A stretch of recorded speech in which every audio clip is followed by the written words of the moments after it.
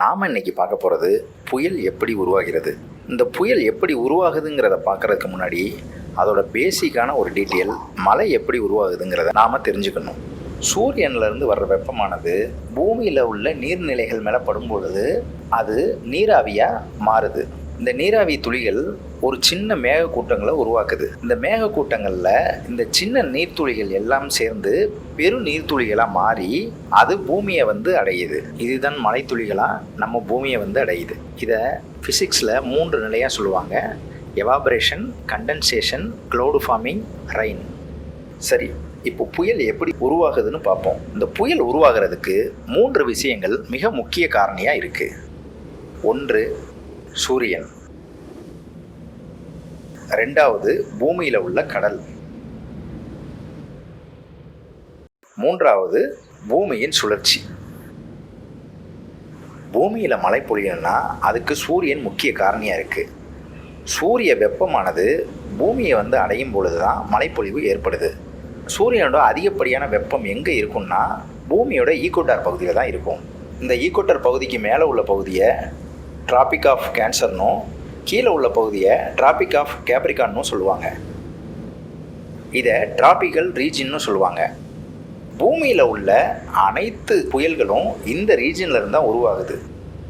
இந்த ஈக்குவட்டார் பகுதியில் சூரியன்லேருந்து அதிகப்படியான வெப்பம் வருது.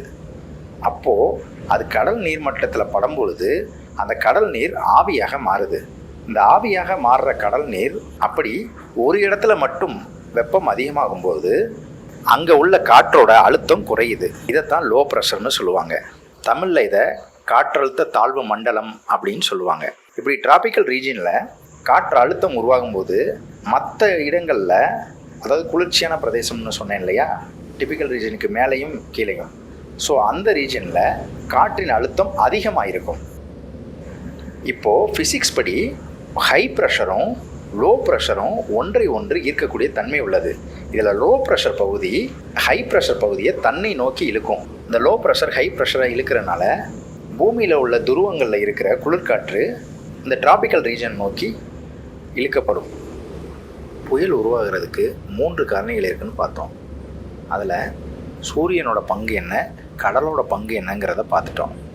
அடுத்து பூமியோட சுழற்சி அதற்கு முக்கிய காரணியாக இருக்கிறத பார்ப்போம். நம்மளோட பூமி எப்போதுமே மேற்கில் இருந்து கிழக்கு நோக்கி தான் சுற்றும். இப்படி சுற்றும்போது நம்ம பூமியில் உள்ள காற்று கிழக்கு இருந்து மேற்கு நோக்கி நகரும். ஒரு உதாரணத்துக்கு இது எப்படி அப்படின்னு ஒரு உதாரணம் சொல்கிறேன். ஒருத்தவர் ஓடுறாரு அப்படின்னு வச்சுக்கோமே. ஓடும்போது நீங்கள் நல்லா பாருங்கள், நம்ம காற்றை கிழிச்சிக்கிட்டு ஓடும்போது நம்ம காற்று முன்னாடி போகுமா பின்னாடி போகுமான்னு பார்த்தீங்கன்னா நம்மளுக்கு பின்னாடி போகும். இதுதான் ஃபிசிக்ஸ். அந்த ஃபிசிக்ஸில் அப்படி தான் நம்ம பூமி மேற்கில் இருந்து கிழக்கு நோக்கி சுற்றும் பொழுது காற்று மேற்கு பக்கமாக தள்ளப்படுது. பூமியோட கிழக்கு திசையில் இருந்து மேற்கு திசை நோக்கி வர்ற காற்றானது பூமியோட ஈக்குவட்டார் பகுதியில் சேரும் பொழுது அங்கே ஒரு லோ ப்ரெஷர் உருவாகி இருந்தால் அது கிழக்கு நோக்கி இழுக்கப்படும். அப்படி கிழக்கு நோக்கி இழுக்கப்படும் போது இந்த மேற்கு திசை நோக்கி போயிட்டு இருக்க அந்த காற்றும் அதோட போய் ஜாயிண்ட் ஆகிக்கும். இப்போ என்ன ஆகும்னா கிழக்கு திசையிலையும் சுற்றும், மேற்கு திசையிலையும் சுற்றும். ஸோ இந்த சுழற்சி வரும்போது ஆட்டோமேட்டிக்காக அங்கே ஒரு சைக்ளோன் ஃபார்ம் ஆக ஆரம்பிக்கும். இன்னும் சிம்பிளாக சொல்லணும்னா 2 சின்ன பசங்க நேர ஓடியாந்து டக்குன்னு அவங்களோட கைகளை பிடிச்சி சுற்றுனாங்கன்னா என்ன ஆகும்? அதே ரியாக்ஷன் தான். ஒரு காற்று மேற்கு நோக்கி வரும்போது இன்னொரு காற்று கிழக்கு நோக்கி செல்லும்போது ரெண்டும் தன்னோட கரங்களை கோர்க்கும்போது என்ன ஆகும்னா ஒரு ஈர்ப்பு உருவாகும். அந்த ஈர்ப்பு தான் புயலாக மாறுது. எந்த இடத்துல குறைந்த காற்றழுத்தம் உருவாச்சோ, அதாவது லோ ப்ரெஷர் ஜோன் எங்கே இருக்கோ அதுதான் சென்டர் ஆஃப் சைக்ளோன் பாயிண்ட். இதில் சுவாரஸ்யமான விஷயம் என்னென்னா, வட துருவத்திலேருந்து வர்ற காற்று ஆன்டி கிளாக் வைஸாகவும் அதே தென் துருவத்திலேருந்து வர்ற காற்று கிளாக் வைஸாகவும் சுற்றும்.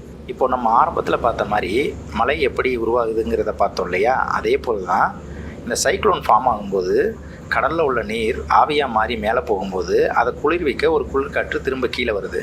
இப்போது இந்த ப்ராசஸ் கண்டினியூவாக நடக்குது. இதனால மிகப்பெரிய மேகங்களும் சுழற்சியும் ஏற்பட்டு மிகப்பெரிய மழைப்பொழிவாக இது ஏற்படுத்துது. அதே மாதிரி இந்த புயல்கள் கரையை வந்து கடக்கும் பொழுது இதோட வேகமும் சரி அதோட வீரியமும் சரி குறைஞ்சிரும். அது எதனாலனா ஒரு மலை உருவாகிறதுக்கோ இல்லை புயல் உருவாகிறதுக்கோ கடல் முக்கிய காரணியாக இருக்குதுன்னு நம்ம பார்த்தோம். ஸோ அந்த மாதிரி ஒரு கடல் இல்லாத ஒரு பகுதியில் நம்ம தரைப்பகுதியில் வந்து சேரும் பொழுது அது ஆட்டோமேட்டிக்காக அதோட வீரியத்தை குறைச்சிடும். இதுதான் புயல் எப்படி உருவாகுறதுக்கான காரணம். இந்த வீடியோ உங்களுக்கு பிடிச்சிருக்குன்னு நினைக்கிறேன். நன்றி.